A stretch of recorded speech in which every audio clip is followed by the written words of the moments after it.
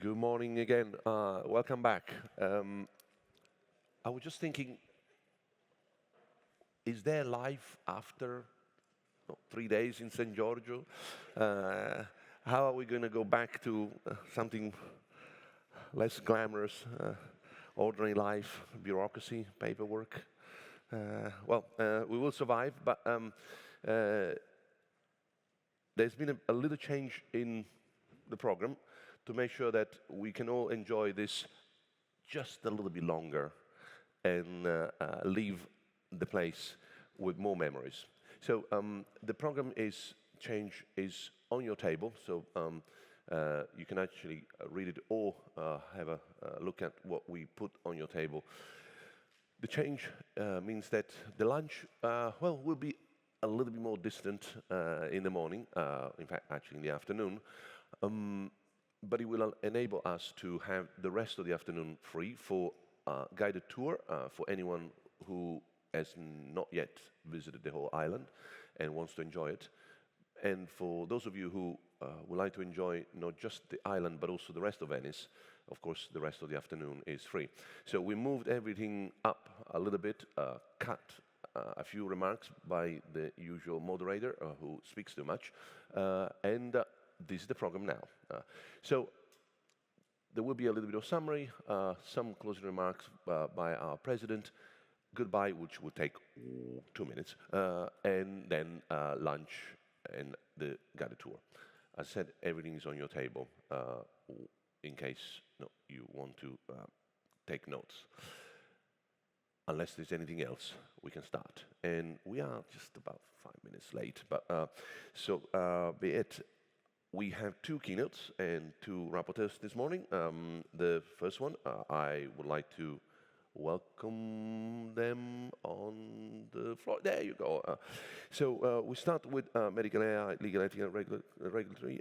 Glenn, the floor is yours, and then Melissa, I'll call you as soon as we're done with Glenn. Thank you.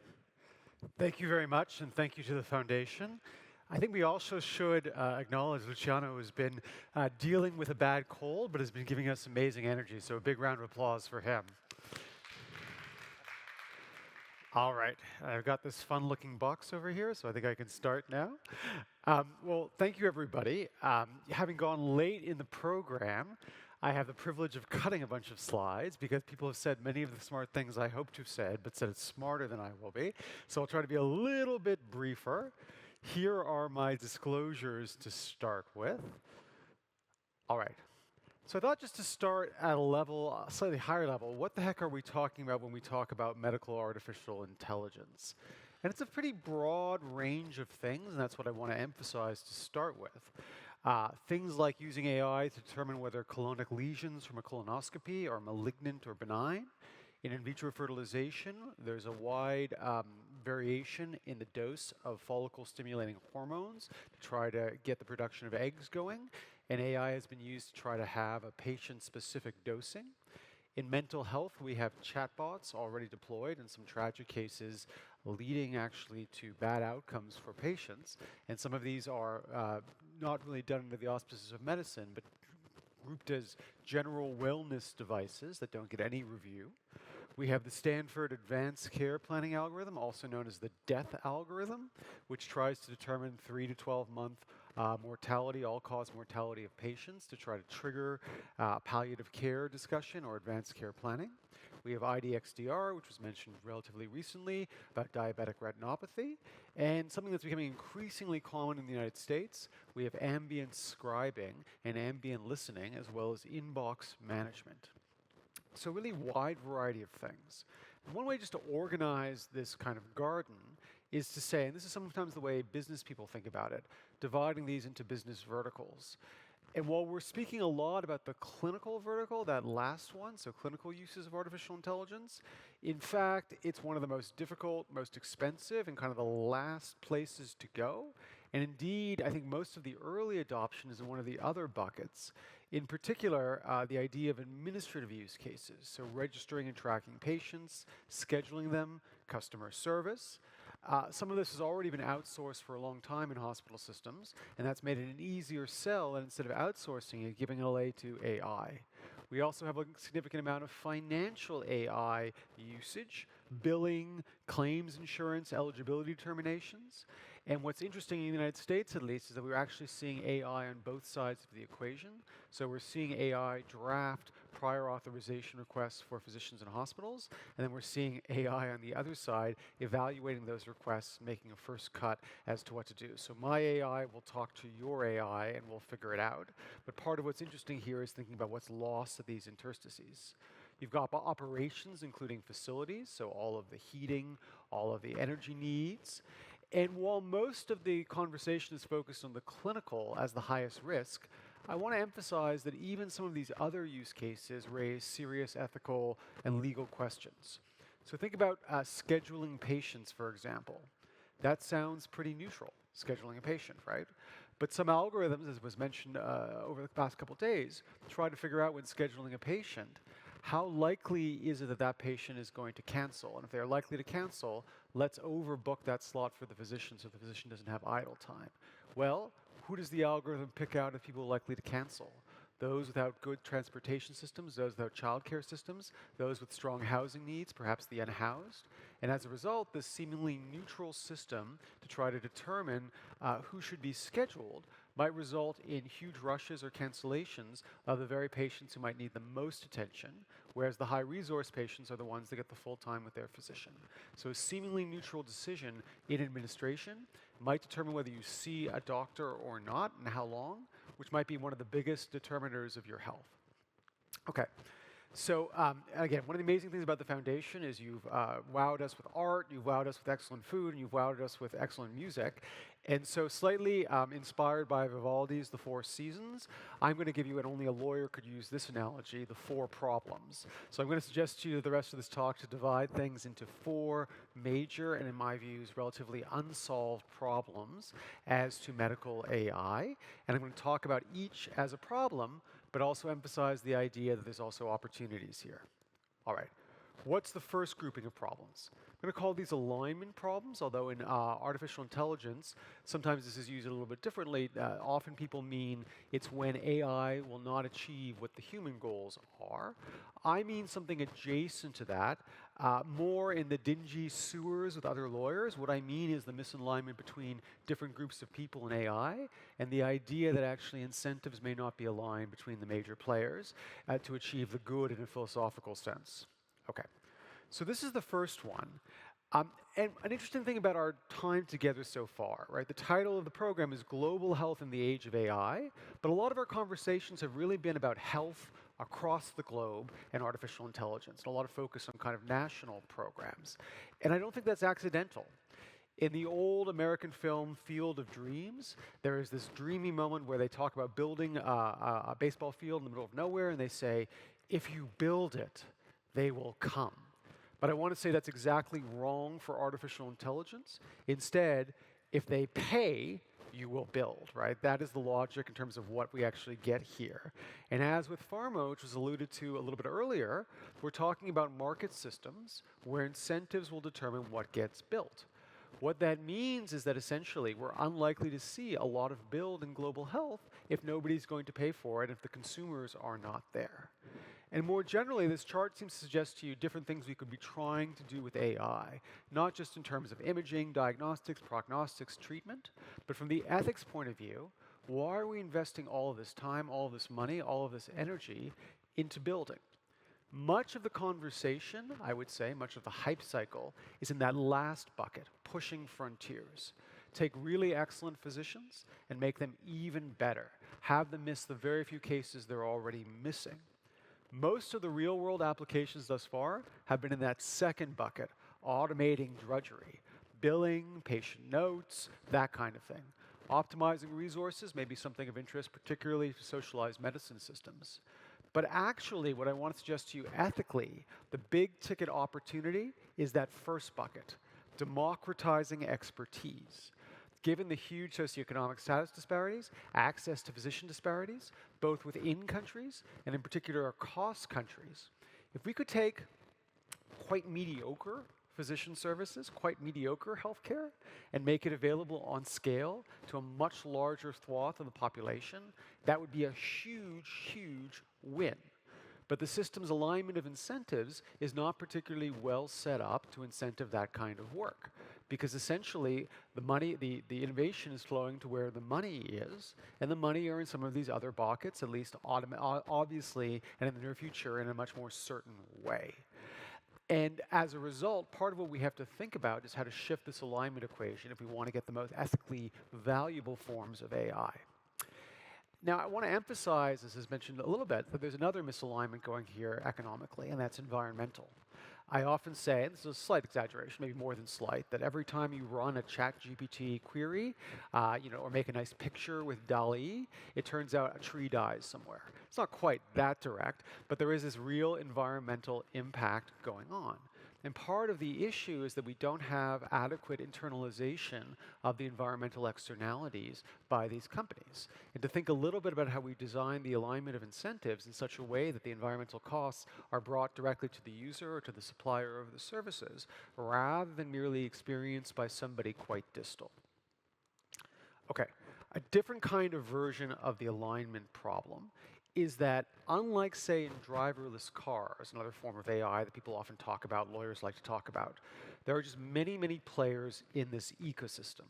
And this is quite distinctive about healthcare, because when you think of me, the patient, at the center of this diagram, there's a ton of different people whose decisions and behaviors in relating to artificial intelligence will affect whether my life goes better or worse because of the AI. So there is the developer who makes a ton of choice, including what to develop, how to design the choice architecture, how to have overrides, how many inputs, what patient data to include. We have a regulator who's deciding whether they're going to look at this, whether they're going to give a hard look or a soft look, or whether they're going to classify this as the kind of thing that doesn't require any pre-market review at all.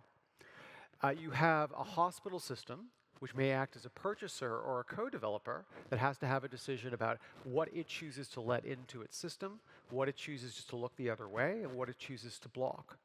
The hospital system might impose it directly on physicians or other members of the care team, and in private practice, physicians might decide to acquire it, and this might also have implications for labor law, employment law, and the like, depending on how the information from the AI is used.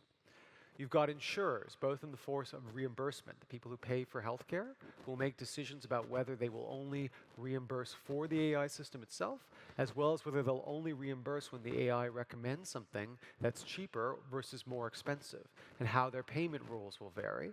And you have malpractice insurers, whose decisions about whether to cover medical error or medical liability will partially determine the question about whether physicians are comfortable or not. So this is a very complicated set of things to worry about, and part of what makes it hard is you can come up with brilliant regulation at one of these levels that ends up setting all the other levels off in such a way that the end result is negative. I also want to emphasize here a question that's come up a little bit in passing, which is the question of market concentration and concerns over competition policy and antitrust. Up until now, the world of medical AI has been varied, heterogeneous, lots of players. We are slowly entering a world where we are concentrating the market into 4 to 6 big players. That looks like the direction we're going at, and maybe they'll acquire small companies. If we get to that world, so for example, if the major providers of clinical artificial intelligence are also the people who provide you your electronic health record systems, that concentrates a lot of power in a group that might have incentives that are misaligned from physicians, misaligned sometimes even from hospital systems, and who are able, for example, to turn on 17 AIs in a moment and see what happens in a way that may not comport with our best thinking about the right way to do research in the space, to be slow, to be careful. When we compare what we saw yesterday about Imperial College and the many steps and the many months involved, imagine that there's simply a single person sitting there who makes a decision one way or the other without consultation with patients. That is a possible future we might get to, and a possible future in terms of pricing, where patients and physicians become rule takers, not rule makers in this space. Okay, that's the alignment problems. Second set of problems, responsibility problems. Who warrants it will work, and who do I blame if something goes wrong? There's lots of ways of thinking about responsibility, but I am a lawyer after all, so I need to talk at least a little bit about liability here as a way of allocating responsibility ex post. But I want to emphasize, and I'll come back to this in a minute or two, it's not the ideal way of allocating responsibility. We should be thinking about ex-ante allocations as well. Here we go. Okay. So again, because of the multi-level nature of the problem, the many players involved, there are actually multiple liability questions and multiple liability regimes. I'm just going to start with the physicians. As against physicians, in the United States at least, there have been shockingly few cases about liability. I think my friends Michelle Mello and Neil Guha recently did a paper, and I think they counted maybe 27 reported cases total since 2000, which is much smaller than you might expect. Now, it's possible that's because there's a lot of settlement behavior or a lot of adverse events that don't result in claims. Although when I've talked to medical malpractice insurers, they also tell me it's a very small portion of all the claims they see brought against them. And, there are some specialized areas where we see more, like the Da Vinci robot, for example. But arguably, in fact, I think most people overestimate the force of liability as an issue here for physicians. Now, in this paper I did with Sarah Gurka and Nicholson Priceman a few years back in JAMA, we tried to just do a simple kind of explanation, primarily for non-lawyers, about how medical malpractice liability would work alongside artificial intelligence. And that's just walking through these columns that end with the stoplights. And I'll just simplify it a little bit, which is to say, we're imagining an AI makes a recommendation. A physician decides whether or not to adopt that recommendation, so to give a standard of care dose or a higher dose because the AI recommends it. We use the example of ovarian cancer and a chemotherapeutic. And we imagine that the higher dose could be better for the patient, or the standard dose was the right dose for the patient, and the outcome could be good or bad. And that gets us all the way to the far column with the colors. And basically, this is showing you just working through the logical possibilities. There are 8 possible outcomes in this case from a liability perspective. First, the green boxes. There's no injury. In cases where it was good, the patient was actually helped by the dose, it's a good outcome, whether it happens because a physician accepts a correct recommendation from an AI or rejects an incorrect recommendation from an AI. But, and this is the part that I think non-lawyers don't get quite as clearly, the difference between the yellow and the red is that not all injuries caused by the physician yield liability. Indeed, under tort law, we typically privilege the standard of care regardless of its effectiveness in a particular case. So whether that standard of care leads to a good or bad outcome, if you follow the standard of care, you've got a good defense in medical malpractice liability. Thus, under the current law, you only get into trouble when there's both an injury and you deviated from the standard of care. Those are the red boxes in this diagram.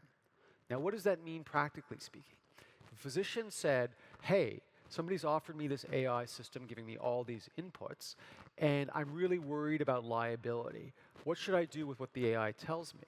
Well, actually, you should do exactly what you were going to do without the AI. And when the AI agrees with you, you applaud it and you say, that's the most brilliant AI I've ever seen.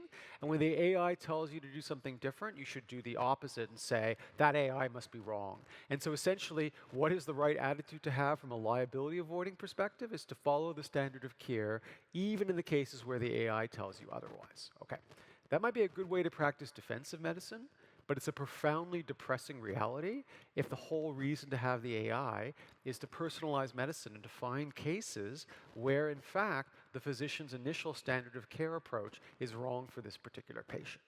So we have a system where the liability incentives are directly opposite to the whole reason why we're building the AI. This is not an inevitability. We could create safe harbors. Also, over time, as we've seen with other medical technologies, we could end up in a place where not using the AI is itself a violation or a deviation from the standard of care. When you think about diagnosing a concussion or a broken leg today, there are all sorts of technologies you would use today that you would not use 100 years ago. And if you were to say, well, hey, I don't trust this new technology, I don't trust the MRI, I don't trust the X-ray, right? I'm just going to do it the old-fashioned way. That would be a breach and a deviation from the standard of care. So it's possible AI will become the new X-ray. AI will become the new MRI. But when it comes to medical liability law, it tends to be a very gradual process because tort law is quite conservative about new technologies. So without jump starts from physicians groups, from lawyers advocating this, from hospital systems adopting, we're going to be stuck in a period of time where from a liability perspective as a physician, even though there haven't been a huge number of cases, your incentive will be not to use the AI, which is a profoundly depressing experience if we're spending millions and millions of dollars building this AI. Okay. I'm just going to say a little bit about the cases we have seen and why, in fact, they found very few liability. And I'm going to go relatively quickly through this because it's kind of US-centric. But essentially what we see is a series of reasons why various players in the system have been held not to be liable. For software developers, the prevailing theory is what's called products liability, and the conclusion has been that software may not be a product when it comes to medical artificial intelligence. It's instead an intangible, such that product liability is not available. The few cases that have gone through FDA clearance, there's cases saying that the FDA clearance preempts, that is blocks, that is supersedes any possibility of tort law. There have been questions about how you specify a safer alternative design that would have been more effective and the difficulty of proving that, and questions about the apportionment of liability and error and responsibility between the developer and the physician in the hospital. Because beyond the tort system, we have a contractual overlay where hospital systems, as purchasers of AI, are signing contracts with developers, and sometimes those contracts are actually allocating all of the responsibility to the hospital system or creating damages caps. When it comes to lawsuits against physicians, there have been difficulties in these cases in showing that the acceptance or departure of the AI recommendation was itself unreasonable. A plaintiff has to show that they should have accepted or departed from the model. And indeed, there's been particular problems when the argument is that it was foreseeable as to a particular patient that you should not have followed the model. That's a tough challenge to bring. Great difficulties in showing causation. Had the model recommended something different, the physician would have done something different, and the thing the physician would have done would have been better for the patient. That's a lot of ifs and a long chain of causation. And more generally, here's what I would say. If you're suing hospitals for a living or suing physicians for a living, when you're offered a case where the proof is somebody left a surgical instrument in the body after a surgery versus a case where the claim is that the model coefficients were off for this subpopulation.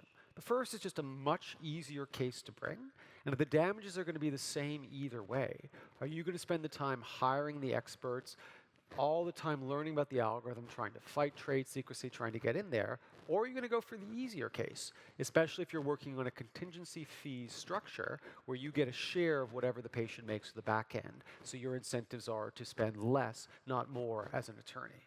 As a result, I just think these cases are not particularly financially attractive unless they're brought as mass actions like class actions, which are themselves have difficulties. All right.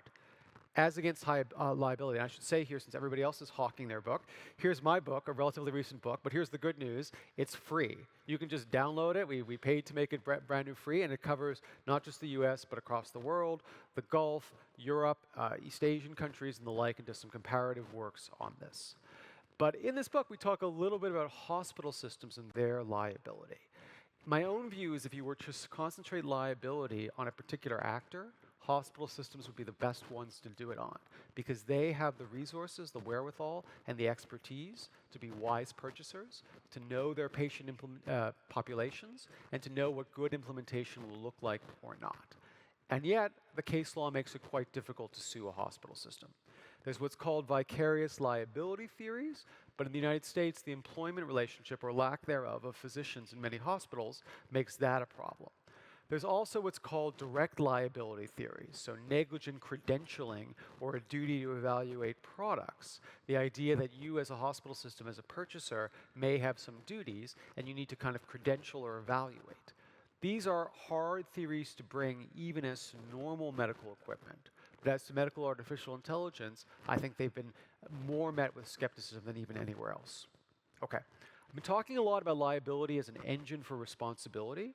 But as I prefigured at the beginning, it's a pretty bad way of thinking about responsibility, both in terms of who sues and who doesn't, who settles and who doesn't, who wins a trial and who doesn't. It's a real mixed bag when you look at the empirical evidence on malpractice in general. And it's worth thinking about other kinds of designs if we're worried about people who've been harmed by artificial intelligence. For example, perhaps a better system design would be taxing all AI developers and creating funds for compensation as we do for worker injuries, where there's no obligation to show fault, so no fault compensation funds, easier to bring, easier to pay out, and funded by everyone, not merely funded in the random case where someone happens to have an injury and decides to bring a lawsuit. And I think it's worth thinking a little bit about going beyond the liability system as well as ex-ante regulation. All right, third bucket of problems, transparency problems. Really, these are all about who knows what and how difficult it is to understand something. So one of the most interesting facts about artificial intelligence is that patients rarely know its involvement in their care. And indeed, we're entering a space where this might become more and more pervasive. If you've ever dealt with a chatbot, you see that they're becoming more and more sophisticated and easier to train on generative AI. They seem much more human-like, and the question about whether we are in that uncanny valley between AI and human being becomes much harder to tell. And we have instances we heard yesterday of people falling in love with their AIs, forming attachment to their AIs. But at the very much, this human-like nature of the next generation of AI will mean that we're often deceived. Another way of putting it is to say we are going to live in a world of deepfakes, including medical deepfakes made by hospital systems to try to avoid hiring somebody for a particular role. And this little photo here is of Paro, the therapeutic robot. He is someone that's been used in dementia care and elder care, and he's sweet, and he's like a little stuffed animal, and he pets, and he coos, and people love him, and the patients, they treat him like a little child. That's wonderful, except he's a little spy. He's essentially recording all sorts of information about people to try to help with their care, to be clear, right, about declines in cognitive functioning and the like. But the average person who's interacting with him may not fully understand just how much is being captured. More generally, imagine you're facing a major medical decision. For example, whether to undergo chemotherapy or engage in watchful waiting to wait to see whether a tumor grows and what happens. And imagine you sit down with your physician, you have a real heart-to-heart, the physician gives you the best advice, we should really wait on this. Imagine the physician doesn't tell you that a big part of what caused this decision was an AI analysis about how your case and your tumor looks compared to all these other tumors in the system. Is that a violation of an ethical norm of informed consent? Is that a violation of a legal obligation for informed consent? Come to think of it, the last time you had a conversation with your physician, was there any conversation whatsoever about artificial intelligence or how it might have been used in your care? Do you know now about how the last decision you might have made here is? So I did a law article on this, which is fairly long, as law articles are, but then a much shorter medical journal article, which is short as medical journal articles are, about flagging cases about chatbots, in particular in the mental health context. So mental health has been a place where generative AI, and in particular adoption, has been very fulsome, in part because we have lots of people who have mental health services, and we have lots of needs, and we have very few people to actually provide them. And what's interesting here is we talk in this paper, and there's been another recent case about a tragic case involving a general chatbot, not a mental health aimed LLM, which essentially, after months of talking to a Belgian man, ardent environmentalist, suffering from significant mental health concerns, essentially, the man was asking him for the upteenth time, how do I really improve the environment? How do I make my life one that doesn't harm the environment? Actually, the chatbot recommended to the man that he commit suicide, and shortly thereafter, the man did commit suicide. So this idea of the humanization of these entities and our interrelations with them as being an invitation, a seduction into a particular kind of relationship we think we have with a clinician, that's very different from what's actually going on here. And again, I don't want to suggest that there's always an obligation to always kind of discuss every form of artificial intelligence. Your physician doesn't typically describe to you, for example, that when they decided whether to give you antibiotics or not on a particular visit, it was a combination of their memory of 7 other patients that you reminded them of who had similar kinds of presentations, some recollection of an article they read in JAMA, what they had for breakfast and how annoying a patient you are and whether this might make you go away. That's not the kind of black box that they think that they have an obligation to disclose and explain to you, right? So there's lots of things about cognition that physicians don't disclose. On the flip side, if a substitute surgeon were to scrub into your surgery and you were not told, that is a clear violation of a right to informed consent and one you could sue on if something bad happened to you. So what I want to suggest is that the AI cases float somewhere in this middle, and how we think about them, the particulars might matter a lot, but also questions about what is material, what matters to particular patients. And if we know that patients might have AI aversion, that patients might have AI phobia, especially in high-stakes decision-making, then our obligations to disclose might be at their zenith. Okay, a different kind of consent problem has to do with data. Where does all the data to train all these models come from? It's us. You know, the old joke is if you don't know what the product is, chances are you are the product. Well, guess what? We are often the product here being wrapped up and sold and quantified to other people. Is it a problem that we don't explicitly ask patients to share it? And this is not just of theoretical interest. We've seen lawsuits ultimately dismissed, but lawsuits, for example, against the University of Chicago and Google for their partnership in sharing data, where they happened to leave timestamps on the data, and the claim was, given all the location data that Google has because of Android, among other things, the ability to re-identify patients was much higher. And this is just going to be true for us in general. We are data subjects in many, many different regimes, such that data triangulation, even if we are pseudonymous in one regime, when you have enough data sets, we can retriangulate who you are. And the US approach has been largely very sectoral. This is a HIPAA diagram, but I can make it more generally applicable, which is to say we have at the top healthcare data. And we think about this as particularly important, particularly sensitive. And then we have varying levels, in the US not very much at all, in Europe a little bit more, varying levels of protection of all the stuff below the waterline, whether that is Google or ChatGPT prompts, searches about your health, whether that's Fitbit information, whether that's general wellness products, whether that's paraprofessionals. And this was a pretty good model in 1990, when in fact the kind of data that might give us the most information about people's health was healthcare data. In the year 2024, there's huge amounts of information about your health that we can infer from non-healthcare system data. We have people trying to predict whether you are depressed from your Instagram posting habits and your filter choices. We have Target, the drugstore, the consumer's goods store, the everything store in the United States. We have Target able to predict whether someone is likely to become pregnant much earlier, or is pregnant much earlier than their parent is, right? Because of changes in buying habits. In another way of putting it is we are rapidly entering a space where if what we care about is health privacy, all data, or much of the data out there in the world, is relevant to health, not just healthcare data. And this question about whether we need to worry about this. And indeed, the future is coming very quickly at us. Currently, we think about things as entering the healthcare system. I have a day when I go to see my doctor, or I have a day when I am making an inquiry about my health. We are, and this is from a paper a few years ago we did in JAMA, we are actually rapidly entering a place of not artificial intelligence only, but ambient intelligence. The idea that sensors and determinations about our body and our biohealth are all around us. So we talk about healthcare at home now, or the hospital at home, but the future will be our homes will be hospitals. They will be equipped with all sorts of sensors and collecting data about us. And we already see this, right? The gateway drug is Amazon Alexa, which people have shown could be used to try to determine whether you're experiencing cognitive decline because of all the data about listening to you and the way you speak across a day, right? And trying to train it to be able to do this.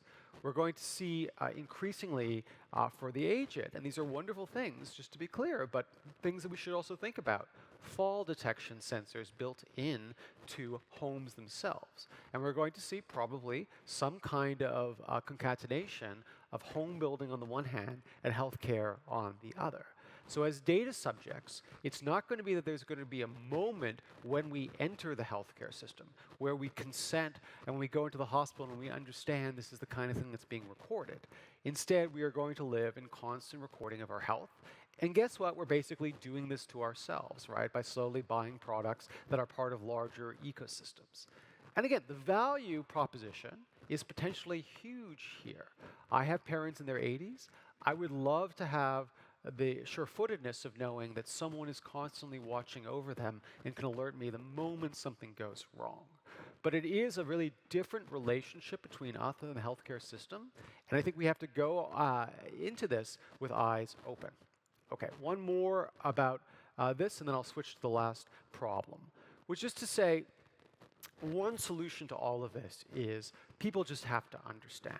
As soon as they understand how AI works, or as soon as we give them assurances and transparency, that will be the solution. Perhaps in other domains that might be possible for AI, but when it comes to healthcare AI, we want to suggest, and we did this in a paper in Science, then longer in a law review, the idea that we're going to have interpretable algorithms, probably fan fiction, right? It's not going to be the case the kinds of algorithms used in healthcare are going to be interpretable. Just because we have n-dimensional spaces, we have lots of imaging, we basically want to use the most sophisticated forms of algorithms, and typically they're not interpretable. So what are our choices? Are we forced to accept black box algorithms? Maybe not. There's a whole movement to create post hoc explanations, as we call them. Maybe that's a nasty name for them, but post hoc explainability, to create white boxes that partially mimic and explain the behavior of the black box and could be explained to a patient. And they may have some uses, but we want to suggest to you that actually, while we like to have our cake and eat it too, while we like to be able to say we can get the benefit without the cost, in fact, we think these are starker costs. We don't think that many of these explainable algorithms can do the work, that they offer fool's gold forms of explanations, that they get us to trust them, that they get us to buy into narrative fallacies. And in many instances, we'd be better off by facing the stark reality that a black box algorithm might be the best way to go in a particular setting. And indeed, what I want to suggest to you is that the focus on explanation, although I know it's very popular in many of the 200 documents about principles that we've seen, I think it's a little bit of a wrong direction. Explanations are one reason to have epistemic warrant, to have trust, to use a word from yesterday, in a system, but they're not the only way, and often they're not the best way. And Jessica spoke about paracetamol, or aspirin as we call it where I'm from, essentially, and this idea as an example of the kind of thing where we have very high confidence that it works without really understanding why it works. And I want to tell you, that turns out to be A-okay when I take the drug. And the reason is because I do have that confidence that it works. But here's the problem. Generating information and generating data, that artificial intelligence works, that it works for me as a particular patient population, is expensive and complicated. But I do think we are better off focusing on having reasons to trust, including explanations, but not only explanations, rather than a solo focus on explanations. Because I can tell you, even when you explain how AI works to an individual patient, their ability to make a wise decision, I'm not sure it goes up all that much, to be perfectly honest. All right, the last set of problems is what I call context problems. And these come from the heterogeneity of patient populations and the heterogeneity of settings where healthcare is delivered. Academic medical centers versus safety net hospitals in the United States. And even more so, the difference between receiving healthcare in Dubai versus an LMIC, right? To think about the vast differences we're talking about. And here we face a stark reality. I talked about evidence generation a moment ago, about information. The RCT, as we saw yesterday with Imperial College, is often the gold standard. But guess what? It may be only the gold standard for that particular implementation, and its generalizability to other implementations might be poor. What if it turns out that when you've spent all the time and money we saw yesterday studying how mammography assisted by AI works in a particular hospital, all you've learned is how it works in a particular hospital? What if it turns out all of the evidence generation we need cannot be global and generalizable, but has to be local? How can we possibly equip systems to be able to do that? And do we just have to face the stark reality that we're never going to reach anything near the gold standard if we want the ability to spread this out quickly and in important parts for low resource settings? And this was mentioned a little bit yesterday as well, which is to say the problem gets worse when you realize that you need to take what we've called the system view. We did this paper from a couple of years ago regarding artificial intelligence. Whether an AI works or not to improve clinical care will depend on who your clinicians are, whether they're more conservative or liberal as compared to their use of AI and how that varies amongst the care teams you create, how you staff your care teams, how they access the artificial intelligence, the malpractice rules, the insurance coverage. For an example, something might be really excellent in one hospital system, but maybe it's evaluated in terms of image recognition that we show that actually when given a verification set, the AI does an amazing job on an X-ray or on a tumor. That is really not that predictive about whether it's going to improve the care of particular patients at your particular hospital. And what happens when it turns out that these evaluations are the ones that individual hospital systems don't have the resources to do? Now, there's some light here. I don't want to be completely gloomy about it. We could create regimes of much more information sharing between high-resource hospitals and lower-resource hospitals, between systems, between regulators. But there's concerns here that are holding them back in terms of trade secrecy, in terms of non-disclosure agreements, contractual agreements, defamation liability. If you write to all your friends at other hospital systems about how crappy this algorithm was after being sold on it and buying it. So this question about what role for the governance regime and the legal regime to incentivize the sharing of information and build systems that allow everybody to benefit from good AI and to evaluate it in a way that is possible to determine what's good in your system. All right, I think this is my second to last slide. So we've had some conversation about bias, discrimination, and the like. And I just want to underscore something that was said earlier in the program, which is to say most people, maybe not the people in this room, but most people have a very simplistic idea of AI bias. And when you say AI bias, they think about missing data bias. So an app that's trained to let your phone scan a mole to determine, is it skin cancer, should I see a dermatologist?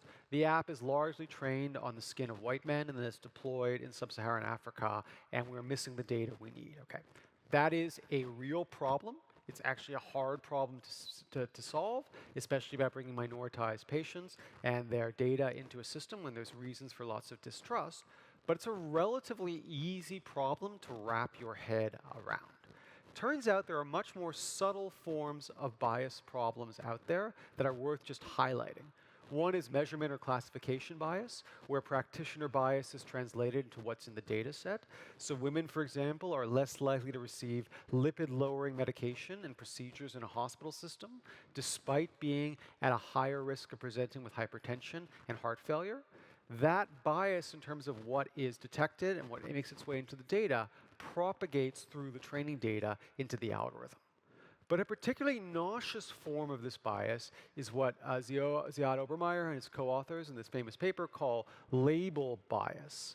And essentially, in label bias, when the outcome variable is differentially attained or has a different meaning across different groups.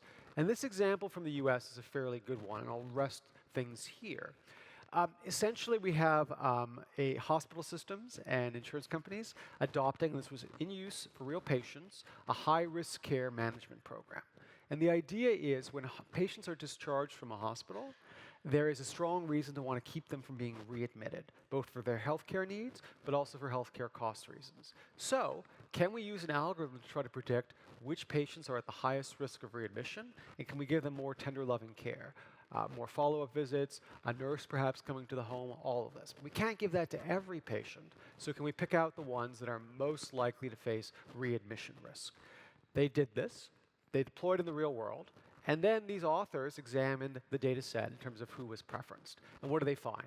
At the same level of algorithm predicted risk, black patients have significantly more illness burden than white patients. Or in other words, the algorithm preferred less sick white patients over more sick black patients. The problem was not missing data. The data set was actually pretty robust. Here was the problem. Somewhere in the design process, someone made what seems ex ante a relatively reasonable choice, which is to say, we have this idea, healthcare need. How do we measure that in the data? And they used as a proxy healthcare cost. Guess what? It turns out the healthcare cost curves of white and black patients in the US are radically different because of location, care-seeking behavior, and in particular, insurance status. As a result, this prima facie, ex ante, reasonable choice on the back end translated into this huge disparity that was deeply problematic. And again, now that you've heard this case, you're like, okay, well, I can think about that the next time. Maybe I won't make that particular mistake. But when you think about the number of variables, the number of saw populations, the number of intersections between them, and say, could we spot them all ex ante, it's a fool's game. Now, all that said, if you've listened to my talk carefully, you've heard AI often makes mistakes. AI gives very poor explanations for what it does. And oh, by the way, AI is often a little bit racist. But guess what? So is your physician. All of these things are true. And the real question, the real thing we need to prove and center our evidence production on is when the combination of AI plus your physician does better on these scores than when the physician alone does. Thank you very much. We are ready to start.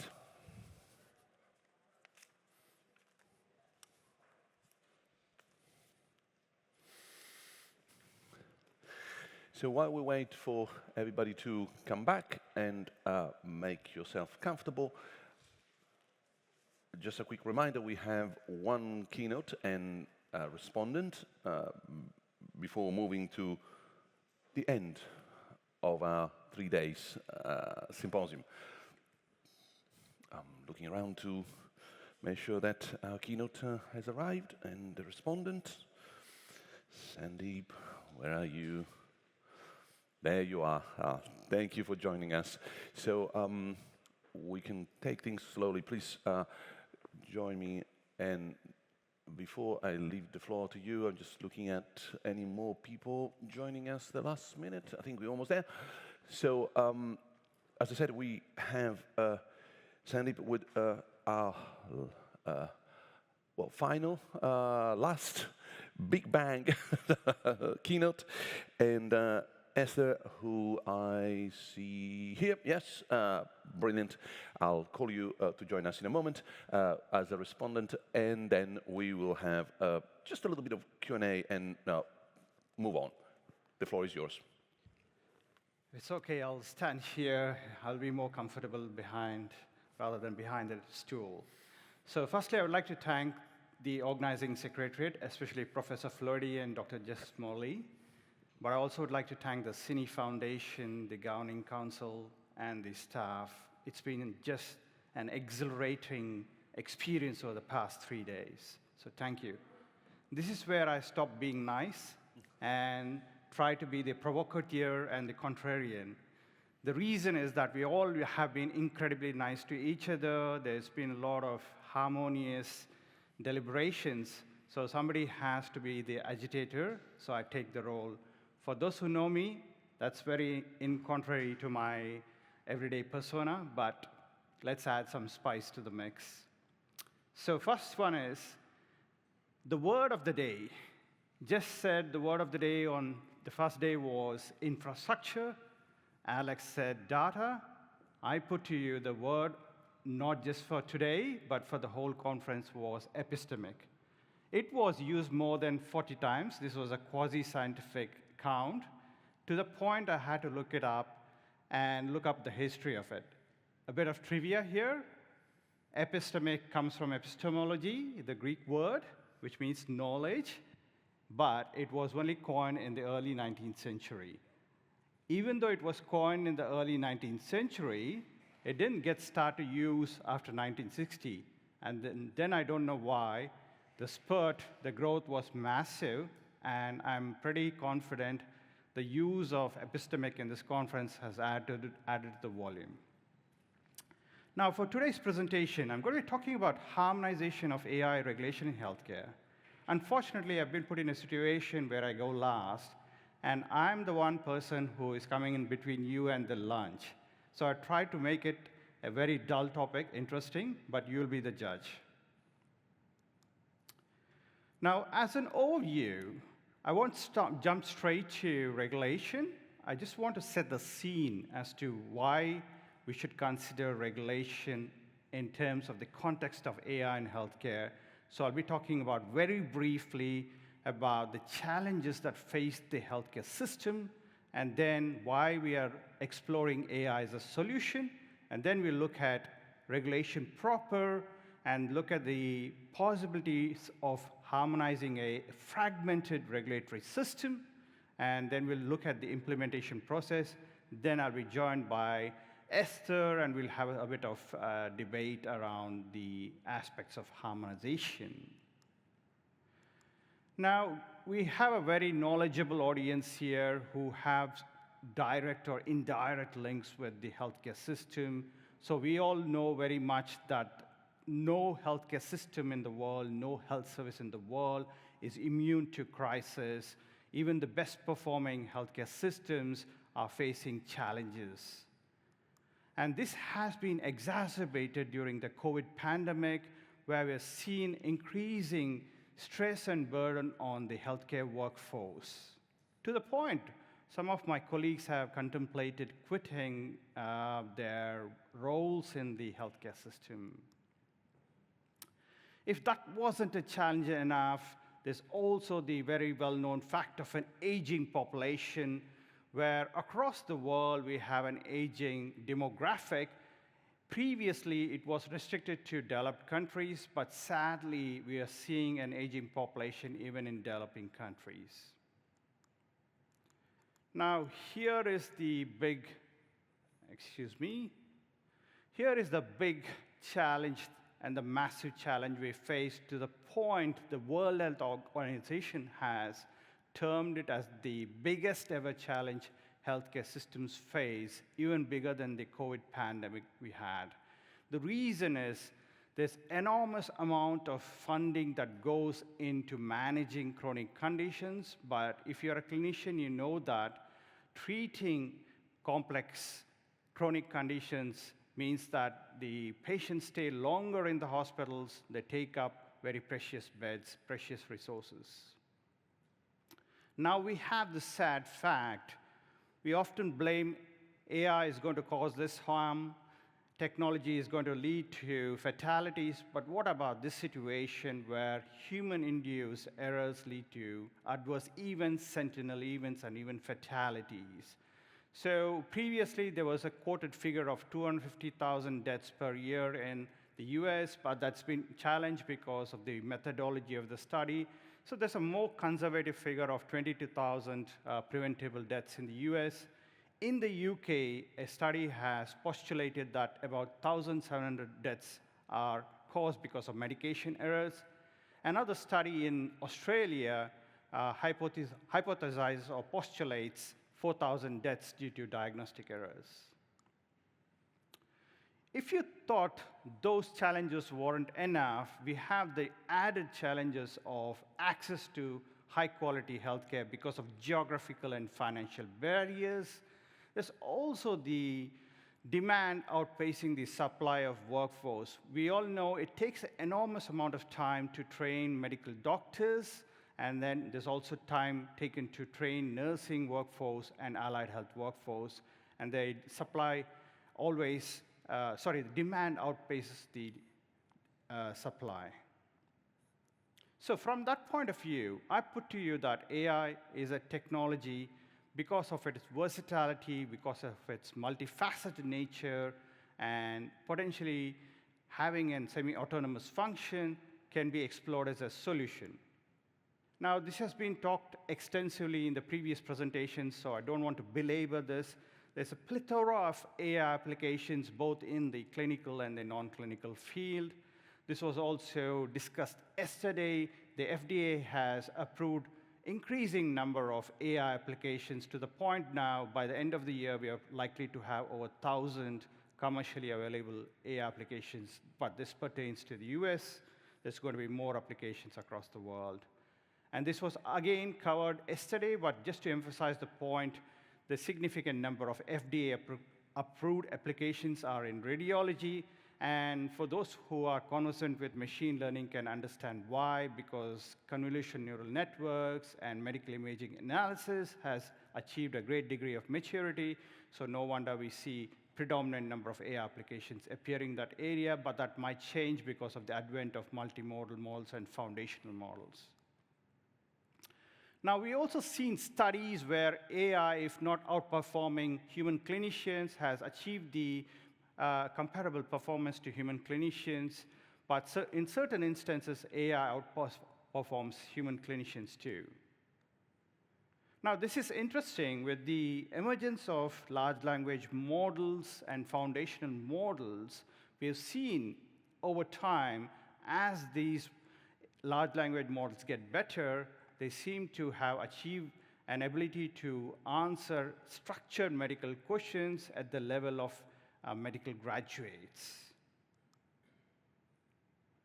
However, if you go with the impression that I'm trying to tell you that AI is a panacea to all the challenges that I have previously mentioned, you will be mistaken. In fact, not. What I'm trying to tell you is that we need to explore AI as a technology, but we also have to be cognizant of the challenges that come with AI.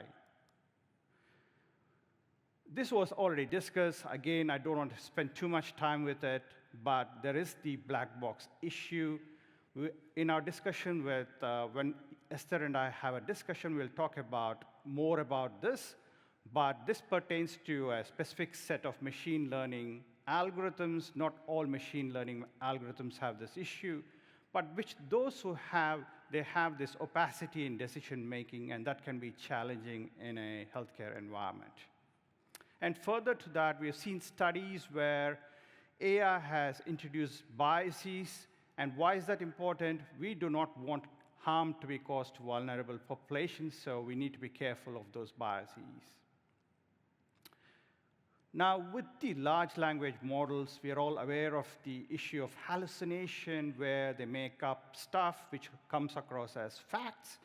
And what you see is an illustration that got into a paper that was peer-reviewed and published. I don't know what the peer reviewers were looking at, but this is where we are now.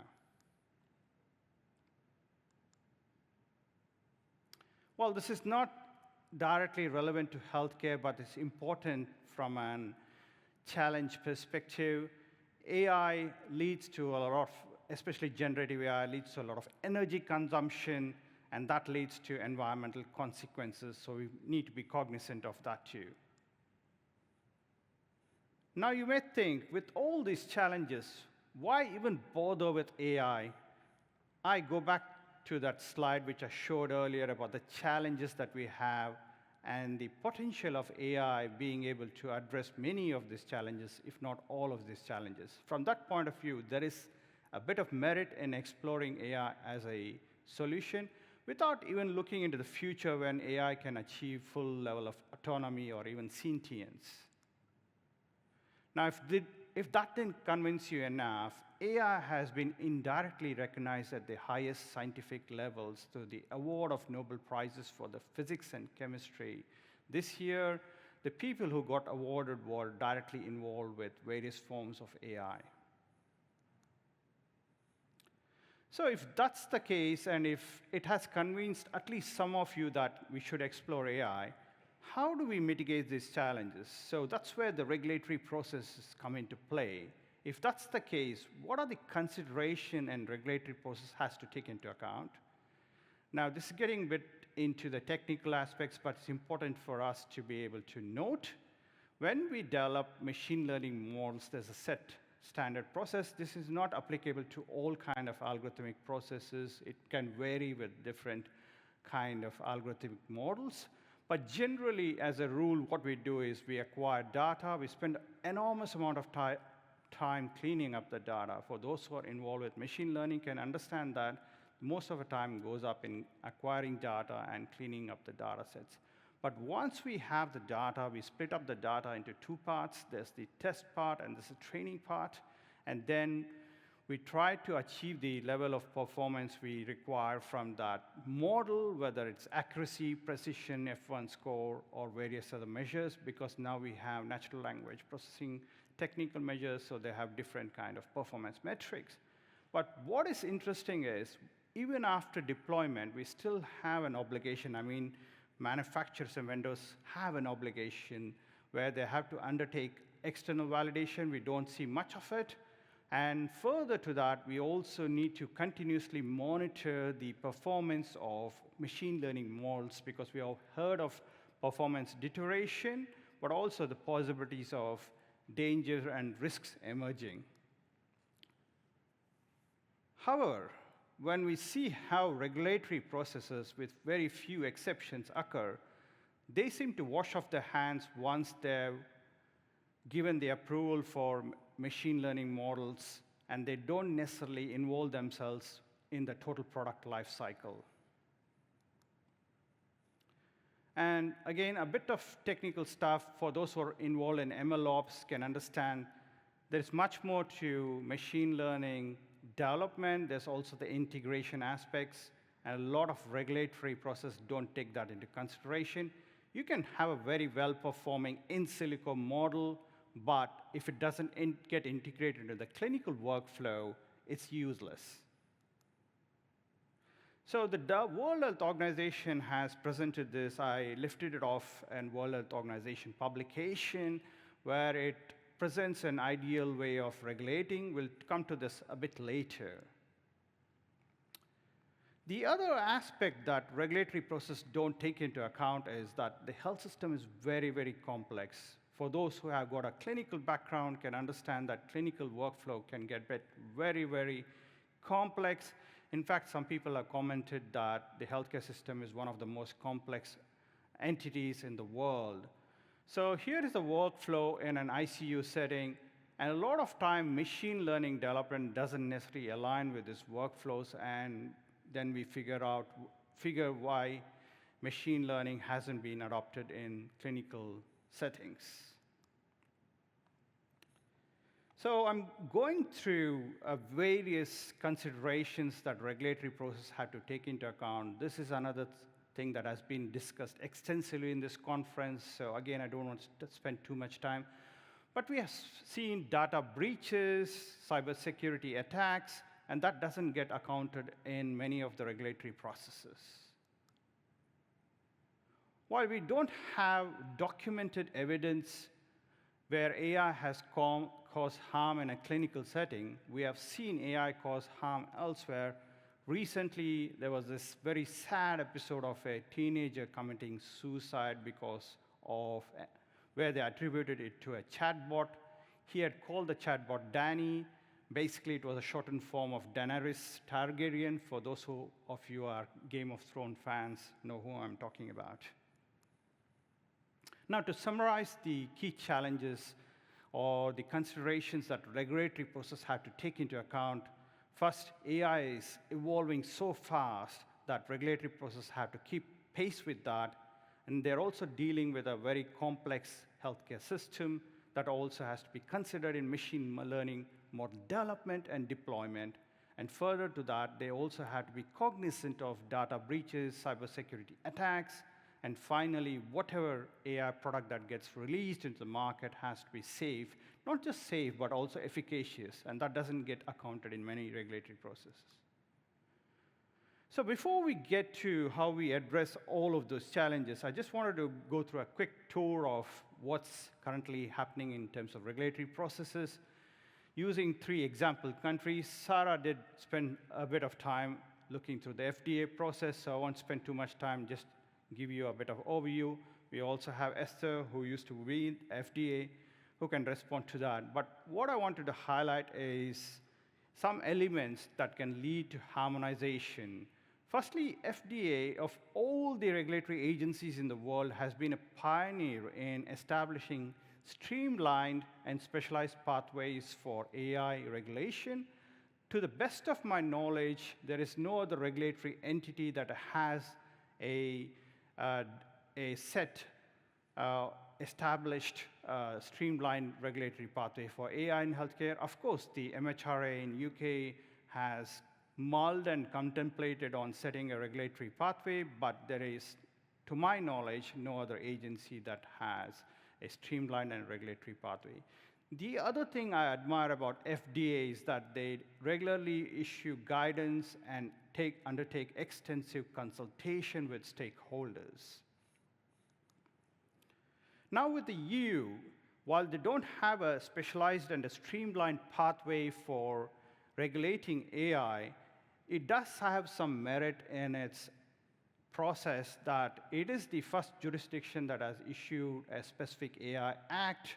There's also the AI Treaty, which Professor Fiordi had mentioned earlier.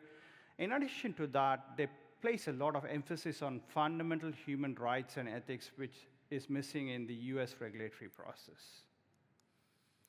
Now, where I come from in Australia, we have TGA, which is an equivalent body to the FDA. Just like the EU, we don't have a specialized streamlined pathway for regulating AI in healthcare, but what we have is a risk management approach, which is very similar to what is used in the US, but also we have regularly issued white papers and consultation about how we can regulate generative AI and AI per se. Now, that's a very busy slide. The FDA part was covered yesterday, so I won't spend too much time on it. But you can see, based on those elements across those 3 jurisdictions, sorry, I'll go back, Glenn, give you that moment.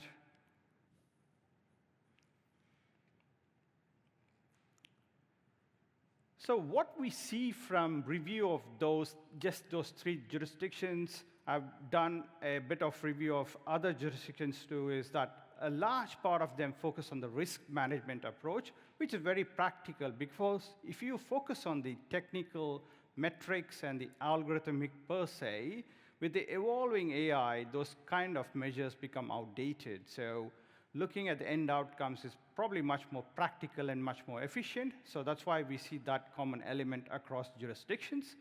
The next aspect is very obvious. They have to be cognizant of the harm and the safety aspects of AI applications, so they take into consideration. But they're also looking at other aspects like clinical validation and post-market surveillance, especially in the US. However, there are significant differences.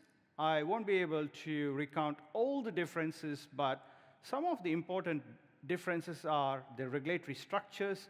In the US, it's much more centralized. In the EU, it's much more distributed, obviously because of political considerations. But also, when you look at the enforcement mechanisms, in some jurisdictions, it's voluntary, and some jurisdictions, it's very obligatory.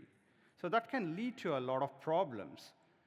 And you may question, why is that a problem? Because if you look at the regulatory landscape, it's very, very fragmented, and that can pose problems on many fronts. The first problem is if you are a manufacturer, vendor, researcher developing AI applications, and you want to undertake multi-center trials. One of the talks was talking about the paucity of evidence around AI safety, AI efficacy. Why is that? First of all, we have poor adoption of AI. There's very little evidence about the external validation and the performance of AI. There's a lot of retrospective studies, but very few prospective studies. But if you have this regulatory hurdles and burden where you can't necessarily have to go through the regulatory process, or you can't afford, then it becomes difficult to undertake multi-centered trials. The other aspect is also very important. Because of the regulatory hurdles, you may even deny patients the latest technology. You may have islands of AI where AI flourishes and AI deserts where AI is absent. There's also other challenges too. So definitely, I think from that point of view, we should consider harmonization. If we think so, what are the elements where we can look at and try to consolidate or achieve harmonization? Mind you, I'm not asking for a global regulation framework. That's impossible, and it's not necessary. What I'm trying to convince you is that we have some elements that we should focus on, and if those elements can be applied across jurisdiction, it becomes easy to obtain mutual recognition of regulation, and that can lead to those benefits which I talked about, multi-central trials, but also getting patients the access to the best technology. So a couple of elements, reviewing the regulatory standards across the world, regulatory frameworks, is that we could look at common templates, common formats. That makes it easy in way to compare regulatory processes and achieve that mutual recognition. The other area is risk assessment. Though we have a risk management approach, the nuances, the subtleties means there's a lot of differences.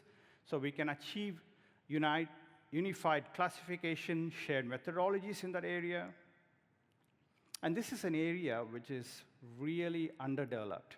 And I think we all have a role to play to lobby our policy bodies and governments to develop more measures around this. So clinical validation is very important in the context of healthcare. If you don't have clinical efficacy, AI wouldn't get used even with the best technical performance metrics. So there is a lot of work to be done in this area.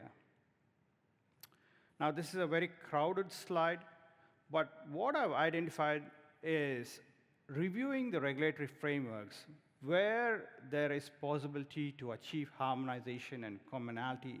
There are 4 elements. There's transparency and accountability, risk management, data security, clinical evidence, and performance. I won't go through all of those points, but I would like to highlight a couple of key points in relation to each of these components. When I talk about transparency, I'm not necessarily talking about explainable AI like Shapley values, IE's LIME frameworks. There was a bit of debate around that. We'll talk about that a bit later in our discussion. What I'm talking about is transparency around the documentation, transparency around the training. But further to that, accountability measures. Glenn and Sarah talked about the liability issues. They're probably more of having expertise in that area. I'll leave it to them, but definitely there has to be a process where when there are things that go awry, who becomes responsible, those kind of things have to be very clear. In risk management, one of the things that is lacking is post-market surveillance, the assessment of the total product life cycle. I think there is a lot of work to be done in that area, so that's an area where we can achieve harmonization. We are all aware of the data breaches, but in the healthcare context, that can lead to significant implications, so we really have to be working towards encryption measures. Tamara mentioned federated learning. I'm sure you know what federated learning is, but there's also another concept of differential privacy where we can preserve the privacy of data. And the last one I already mentioned in the previous slide, there's a lot of work to be done in that area too. So if that's the 4 critical components, how do we go about implementing that? So I recommend 4 approaches. First is to borrow from existing well-accepted standards. We'll come to that in the next slide. But also working towards that unified risk management framework, building that common elements so we get to a unified risk management framework, but also working towards global data security standards. And the last point, I keep emphasizing because it's very underdeveloped, so we need to work towards standardized clinical evaluation criteria. So here are the elements from a recommendation of implementation. So we all heard of the International Organization for Standardization or Standards, and then there is the International Electrotechnical Commission. They already developed standards which are well accepted for data security, quality management, total product life cycle. So it's as easy as borrowing those elements to build that international consensus around standards. But there's also this AI treaty, which Professor Flurdy mentioned, which came about from the Council of Europe, which a lot of countries have signed on to. We can also borrow some elements from that.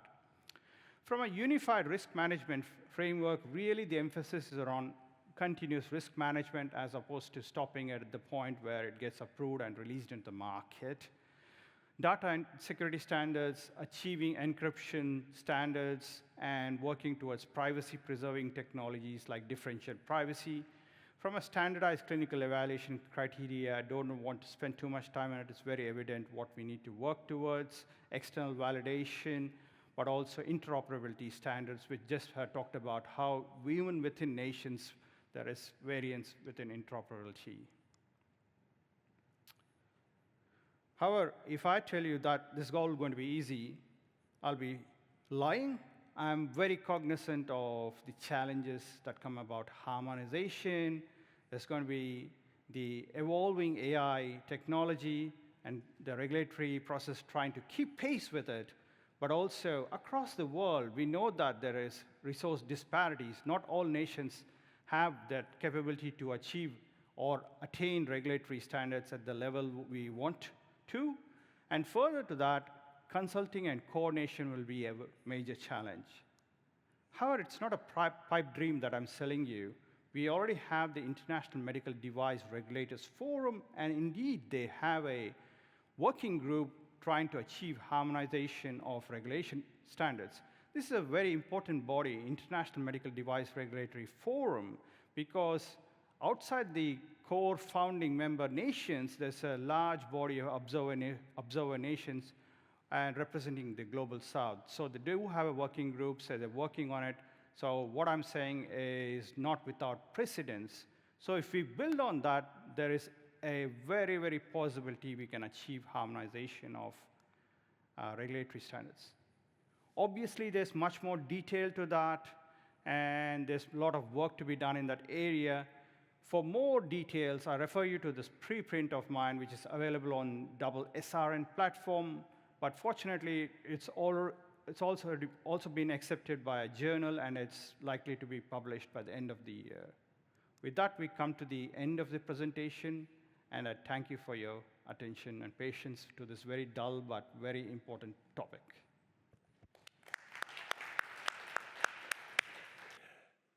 And a summary, which is not going to happen.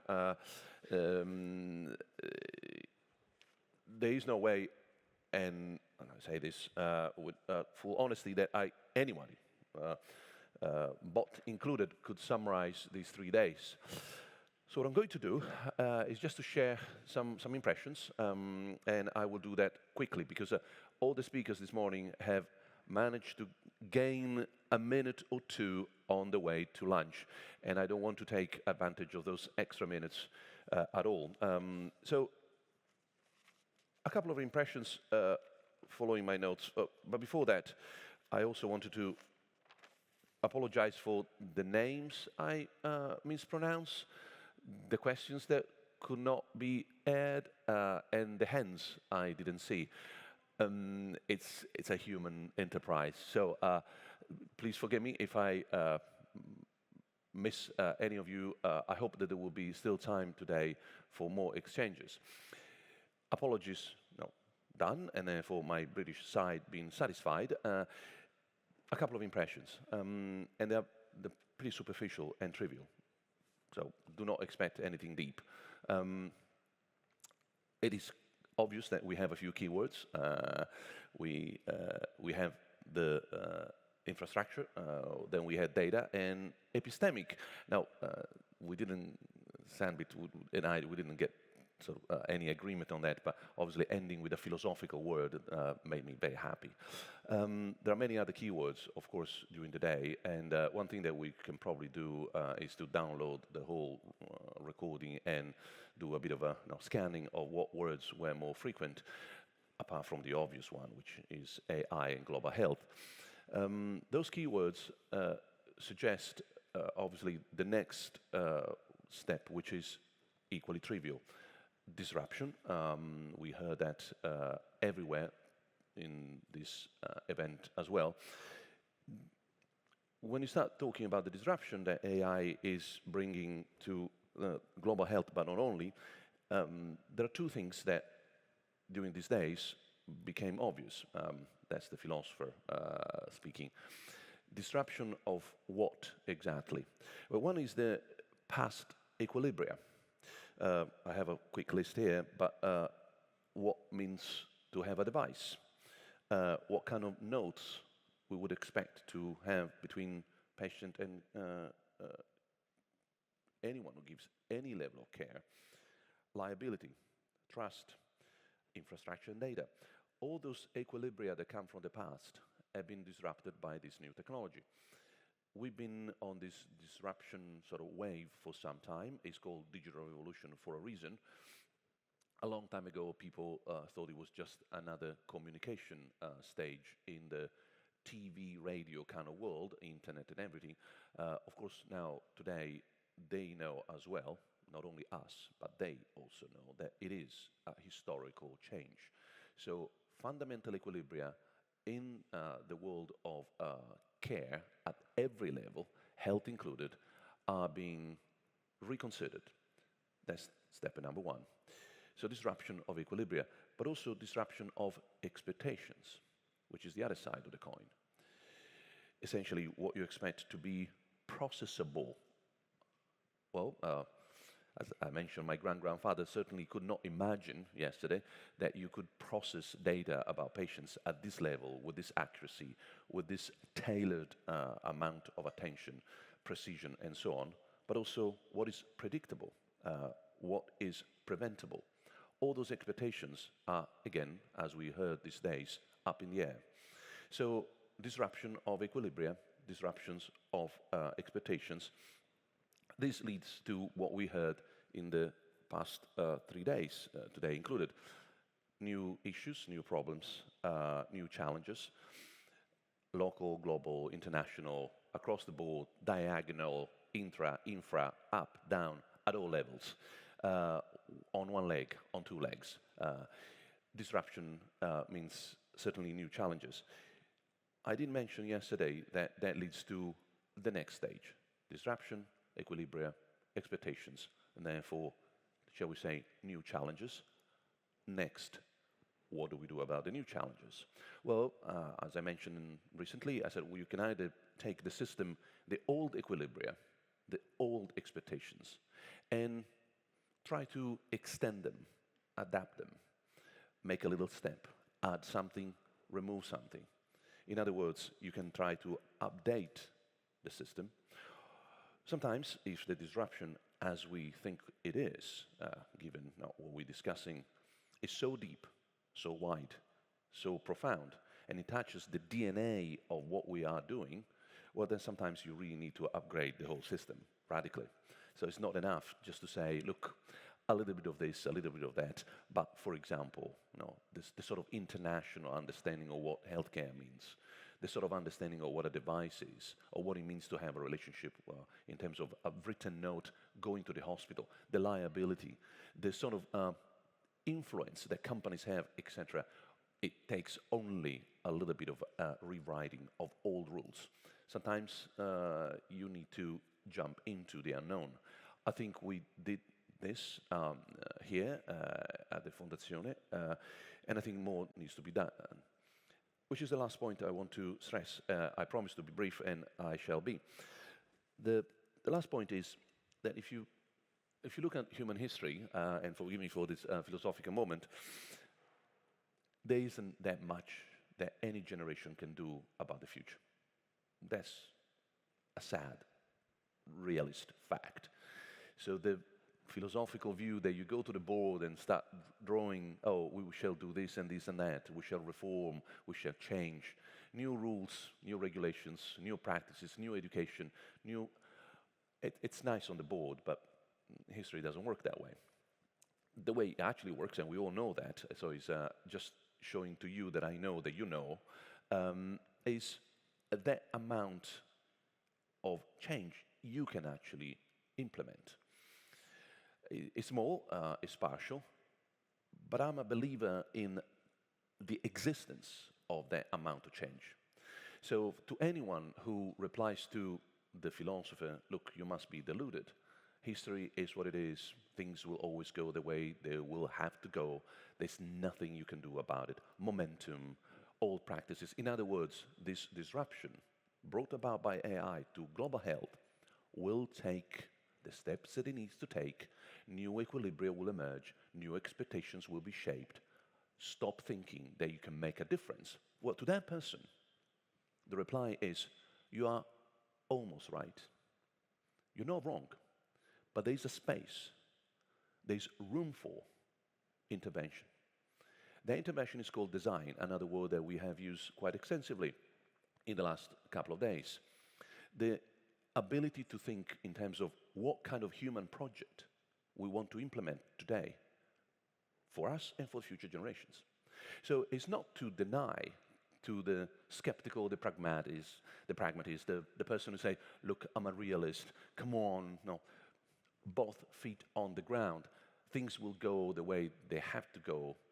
It's not to deny that, of course, this huge disruption of global health in this room, but if you like, of our history, the 21st century, is going to have a lot of momentum that is not in the hands of anyone in this room or anyone in any room, White House included. But there is that space. And that space is what we have exploited and focused on here at the Fondazione.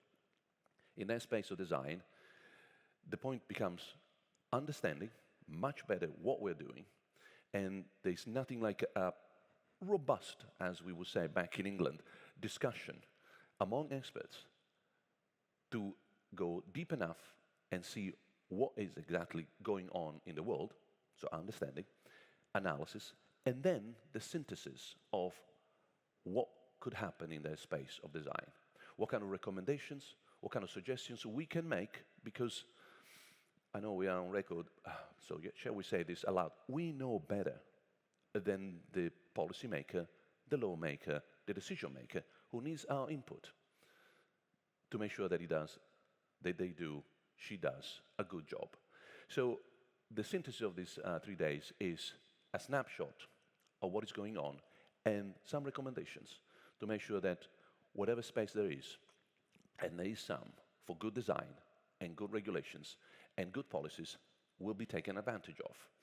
The future, as I said, will be grateful if we have done a good job, and it's my pleasure to say that with a lot of pride, we've done it here, in this island, thanks to the foundation. And now I leave to our president a final comment. Thank you.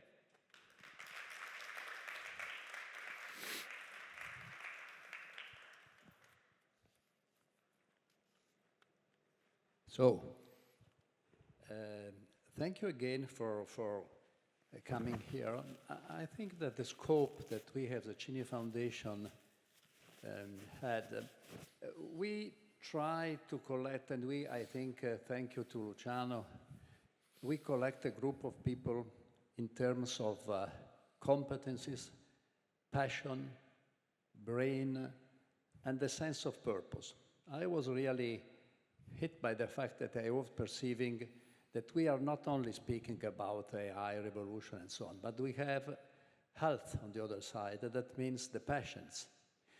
And the feeling that we have a responsibility to bring this new revolution at the battle of the patients, because we have an enormous possibility to help all the health system in the direction of being more on the service of people around all our regions.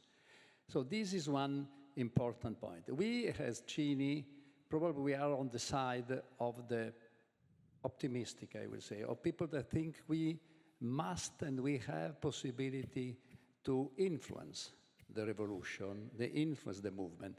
We know that we are in a period, I was explaining before, we're in a period in which polarization is going on. The same problem that we have in the case of technology evolution, AI for health.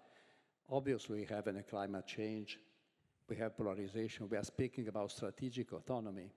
And so we were speaking before about competition using standards in the case of environmental competition, standard in AI for competition. So there are a lot of pressure in using all this kind of revolution in the direction of creating competitive advantages. So the pressure are higher than before, and probably higher day by day we are changing the approach. So I think that here was an experiment in a certain way to put together people, and I was wondering if could be interesting. We have to discuss with Luciano in a period of time to be back. To be back, I don't know, in 2 years' time, could be same people or some evolution, but to make the point where how has changed the situation around us, how we could be influential. So the role of our organization, of our island, and so the idea to be here for 3 days, and I hope now that you have the possibility to visit Venice, because it's not, that's very important for you. But I think this is important to see how we can be, in a certain way, influential as a consequences of the fantastic gathering of brain, sense of direction. So this was the very important part I have perceived. I was very happy that Cini Foundation was instrumental to create this kind of occasion. Thank you to your participation. So this was a community work in the direction which we are going. So is the moment of the acknowledgement. I want to thank you, all the people that has organized, helped to organize this. So Luciano first, and Valeria, Guido, Renata, Codello, Chiara Casarin, Novella, all the musicians, because I think that the experience, Director Fanna, the experience of music and Vivaldi story was part of the same kind of experience we were sharing about how to think in a constructive way, but keeping harmony, harmonization, keeping art, and the general approach to humanity, which is not only on technological specific fields. So I think we were experiencing an experience to live together this kind of experience. I hope that has been useful for you, creating also the occasion for collaboration among different generations, among different regions. And so that was an investment also of this side of our foundation, that it is helping dialogue and development of human relationship in the interest of humanity. So thank you very much for your participation again, and I hope really that this effort of Cini Foundation was in your interest, and could be, we can find a way to be in touch another way in the future. So thank you very much. Thank you. It really is coming to an end. Lunch is almost served, so it's up to me to thank the Yale group, which has made possible, on the other side of the Atlantic, this event with the intellectual input. So it's Jess or Jessica, and then we have Renee, Amy, and Hugh. And this is an excuse to tell you what's going to happen next, and then really is lunch. The next step, because there is one more step, will be a report. There will be a consensus paper where we will try to synthesize two things coming out of this event. As I mentioned before, a state-of-the-art, a snapshot of what is going on when it comes to AI and global health. But that is not the most important part, at least as far as I'm concerned. That will age quickly. It will be something that will not stay on the shelves very long, given how much AI and global health are constantly moving and changing. It's the second half, which hopefully, if we will do a decent job, will have hopefully a longer impact, which is the recommendations, the suggestions. So expect a little bit more from us in terms of a shared document, hopefully in a matter of many, did I say many? Weeks, which sounds like months rather than days. But please stay tuned and enjoy the rest of the weekend. Venice is a wonderful place. Lunchtime in a little while. And thank you for coming to this wonderful event. Goodbye.